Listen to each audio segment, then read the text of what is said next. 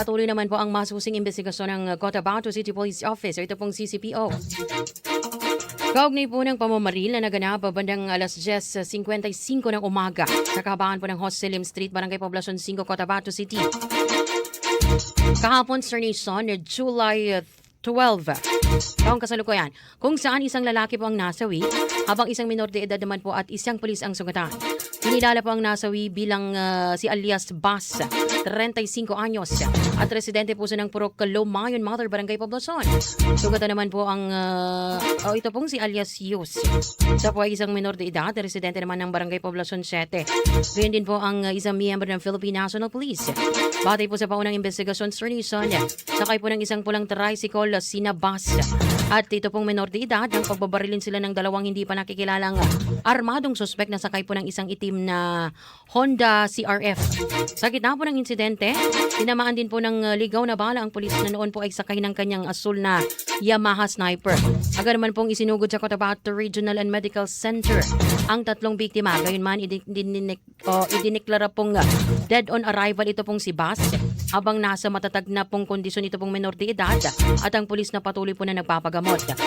Sir Nison, sa isinagawa pong pagproseso sa crime scene, nakarecover pa ang mga investigador ng 5 baso po ng bala na pinaniniwalaan po mula po sa 40 caliber 45 na baril. Samantala mga ka-Sir Nation, sa pinakahuling update po ng investigasyon na lumabas sa pagsusuri po ng mga CCTV footage, mga nakalap na ebidensya at mga pahayag po ng mga testigo na ang pulis ang posibleng tunay na target sa nasabi pong pamamaril, Sir Nation. Lumalabas din po sa investigasyon na sina Bas at ang menor de edad ay hindi ang pangunahing target at pinaniniwalaan pong tinamaan lamang po ng mga ligaw na bala sa insidente. Mga ka-Sir Nation, isa po sa mga anggulong sinisiyasat po ng pulisya ay ang posibleng personal na alitan bilang motibo po sa krimen. Patuloy na po na biniberipika ng mga otoridad ang pagkakakilanlan ng person of interest habang pinalalakas ang intelligence at follow-up operations upang matukoy at maaresto po ang mga responsable. Patuloy rin pong nangangalap ng karagdagang ebidensya at mga pahayag ng mga testigo ang CCPO upang makaubuo ng matibay na kaso at maisampa ang kaukulang reklamo laban po sa mga sangkot sa nasabing insidente. Samantala mga ka-Sir Nation, makakasama po natin ngayon live sa programa. Ito pong si Police Lieutenant Rochelle D. Evangelista, ang spokesperson po ng Cotabato City Police Office. Magandang umaga, Ma'am Cheng. Welcome po sa programa. Star DJ Lexie po kasama niyo po. Hello, magandang umaga Ma'am Lex at sa lahat po ng nakikinig o nanonood po ng inyong programa po, Star FM. Yes po. Ma'am, manghihingi po sana kami ng pinakahuling update o development po sa investigasyon. Mayroon na po ba kayong lead o person of interest? At saka ma'am, no, lumalabas din po sa investigasyon po ng pulisya na ang tunay po na target ay yung pulis po umano. Ano po ang naging basehan po ng CCPO sa anggulo po na ito? Yes, Ma'am Lex. Totoo po kayo, no? Kahapon po nagkaroon tayo ng shooting incident po na nangyari po, Ma'am Lex, dyan sa Hoselim Street, Poblacion 5, Cotabato City, no? Mga bandang 11 a.m. po ng July 12, 2026. Wherein, Ma'am Lex, nagkaroon po tayo ng 3 biktima. Isa po dito ay kasamahan po natin sa Cotabato City Police Office. Isa pong tricycle driver at isa pong minor po na 7 years old po, no? Na taga-residente po itong dalawang civilian ng Cotabato City, while yung ating kasamang pulis po ay taga Barilla, Maguindanao del Norte. Okay. In relation po dun sa tanong niyo, Ma'am Lex, meron na po tayong persons of interest related po doon sa ating incident kahapon wherein nakapag-kuha ng mga CCTV footages yung ating kapulisan ng Police Station 1, and doon po tayo nagkaroon ng sila ng conclusion, as of initial conclusion, na ang target talaga ay yung ating police na miyembro po ng Cotabato City Police Office. So nakita po doon na sinundan po siya, and yun po, nakita rin po natin yung identity ng tao na yun, kaya po nagkaroon tayo ng persons of interest.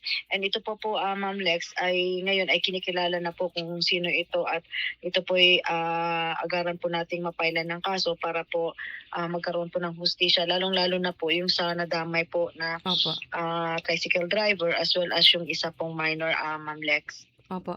Ma'am, bale ma'am 'no, kamusta naman po ba itong, minor de edad na ito at saka po yung, kasapi po ng, PNP? Yes ma'am na Ma'am Lex, nasa ano na po, stable condition naman po Opo. sila 'no, yung ating, kasamang pulis under treatment din po 'no, and yung ating minor naman, slightly hit lang po siya ng, ng stray bullet po 'no, sa left Opo. portion ng kanyang tuhod but still, under medical treatment din po. Opo. Ma'am, sa loob lang po ng, 2 araw po ano, ilan na pong magkakahiwalay na insidente po ng pamamaril ang naitala po ng CCPO. So, ano po ba ang assessment po ninyo sa ganito pong sitwasyon?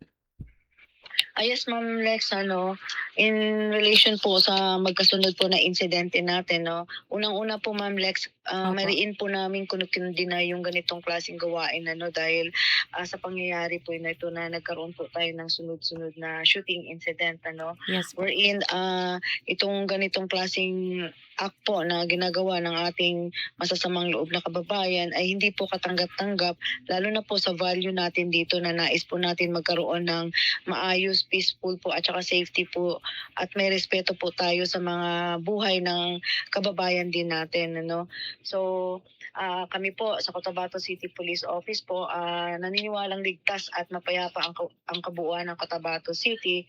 Bagamat sabihin na natin na magkaroon po tayo ng pamamaril ngayong Hulyo, ito po yung magkakaiba o magkakahiwalay na kaso po na wherein binibigyan na po natin ito ng atensyon ng CCPO, particularly yung ating mga investigating team, Ma'am Lex. Opo.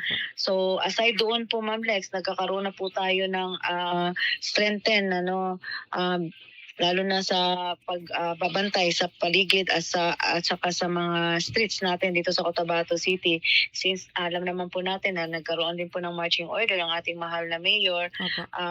at nagpatawag po sa ating city director at sa mga opisyal po ng CCPO na wherein dapat paigtingin palalo yung aming patrolling checkpoints at yung intelligence driven operation namin lalong-lalo na po yung sa lansangan so yun po yung magkakaroon tayo ng another scheme in securing the Cotabato City po and ito po rin ay katuwang natin diyan yung ating BARM government, yung LGU po natin na alam po nating may mariin rin na ikundi na yung pangyayari na ito at yung ibang ahensya po ng pang-seguridad po nakikipag-ugnayan na rin po tayo para po mas matulungan din po yung CCPO regarding po na magkaroon tayo ng maayos at kapayapaan dito sa city po. Opo. Ma'am, bale po 'no, actually ma'am marami na pong nagtatag sa atin na hindi na raw po safe ang, lungsod po ng Cotabato. Ano po bang maipapangako niyo po sa publiko tungkol po sa ganitong, sitwasyon natin na sa ngayon bilang tagapagsalita po ng CCPO, ma'am? Yes po ma'am in relation po sa nasasabi ng ating mga kababayan Opo. through social media na hindi safe yung Cotabato City, before ho tayo magsabi ng mga bagay na maaring makapanira sa ating lungsod at sa sarili Yes nating po. bayan sana tumingin muna tayo ng maayos hindi po ibig sabihin na itong magiging basis po natin yung apat lang po na pagkakasunod Yes po. So ang kapulisan naman po ay ginagawa ang ating magagawa upang maging labanan yung kriminalidad dito sa ating Cotabato City. Hindi po natin ma-eliminate talaga totally ang krimen Yes po. Maari po nating ma-prevent o masolusyonan itong mga ganitong insidente po So nanatili pa rin kami ang CCPO po ay nag-reaffirm po na nanatiling ligtas at mapayapa rin ang kabuuan ng Cotabato City in spite of this four incident na ito So lalo po nating paigtingin yung ating patrolling checkpoints at iba pang police operation na ginagawa po natin sa daanan. Ngunit Ma'am Lex, Yes, hindi ma'am. po ito kakayanin ng ating kapulisan dahil pag-uusapan po natin yung safety ng isang community, kung wala pong participation ng komunidad natin, hindi po magiging successful ang inyong kapulisan. Kung titingnan natin ang number ng population natin sa Cotabato City versus po sa number ng pulis natin din dito, sadyang kulang po talaga, and at the same time hindi lang po ang Cotabato City recipients or residents ang siniserbisyohan ng CCPO po. Mayroon po rin tayong mga local tourists at iba't ibang panig po ng munisipyo na bumibisita po dahil naging sentro po ang Cotabato City ng komersyo po, So in spite of sa kakulangan namin, sa personnel, in Opo. spite, nandyan pa rin po tumutulong ang LGU natin at ang BARM at ang ibang security sector para ma-augment po, para malabanan pa rin yung ating pagbabantay dito patungkol sa mga iba't ibang krimen na nangyayari.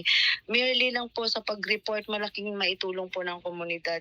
Minsan po yun po yung nagiging kahinaan ng ating pag-response kapag na-immediate ang response ng ating kapulisan at nagtatanong tayo sa mga naka-witness kung saan pumunta, anong damit ng mga suspect, wala pong nagsasalita. Doon po kami nahihirapan dahil lang rin po sa hindi sila nagsasalita. Although naiintindihan po ng kapulisan na medyo concerned sila sa seguridad nila, ngunit simple lang po yun, kahit sa maliit na bagay po na informasyon, yung inyong confidentiality, yung pagkakilanlan ninyo ay tinatago naman ng mga kapulisan. Yung amin lang po, yung suporta at tulong lang ninyo sa CCPO po, para kaya nating labanan yung ganitong klaseng mga krimen po. Next po sa amin, Ma'am Lex, yung personal security po ng ating mga kababayan.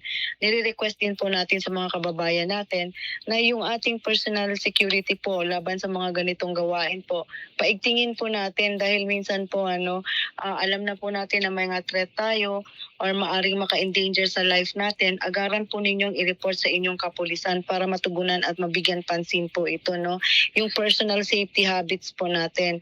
Lagi tayong stay alert po tayo kapag tayo ay naglalakad o nagdadrive po tayo.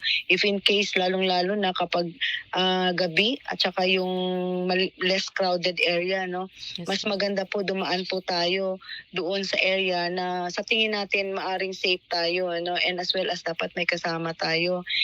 Kapag mayroon po tayong nakikita na nakaka-endanger, immediately report sa police. If in case nandoon na po tayo sa incident natin na hindi na maiwasan, immediately po hanap po kayo ng cover or kung pwede drop low kaagad tayo para maiwasan o humanap po kayo ng maaring mataguan. So yung atin lang po ay mahalaga po yung ating personal habits po natin na related sa safety to prevent also sa mga ganitong senseless na ginagawa ng masasamang loob po sa ating komunidad. Yes po. Bali ma'am, may karagdagan pa po ba kayong mensahe, especially po sa mga kasarnison po natin dito po sa lungsod po ng Cotabato? Yes, Ma'am Lex, yun lang po yung masasabi namin, Ma'am Lex, Opo. Yun lang po yung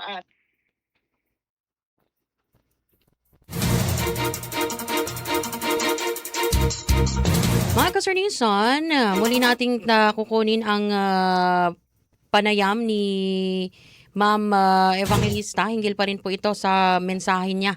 Dito po, especially sa ating po mga Cotabateños. Hello, ma'am. yes, Ma'am Lex. Pasensya na po at kayo po'y naputol. Yes po, Ma'am. Sige po.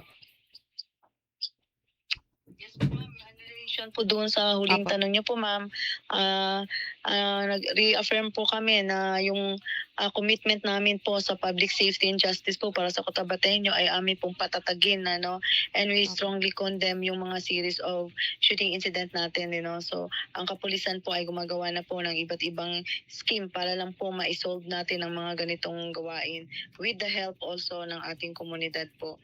So, yun lang po yung aming naisip parating din, Ma'am Lex. Ayan.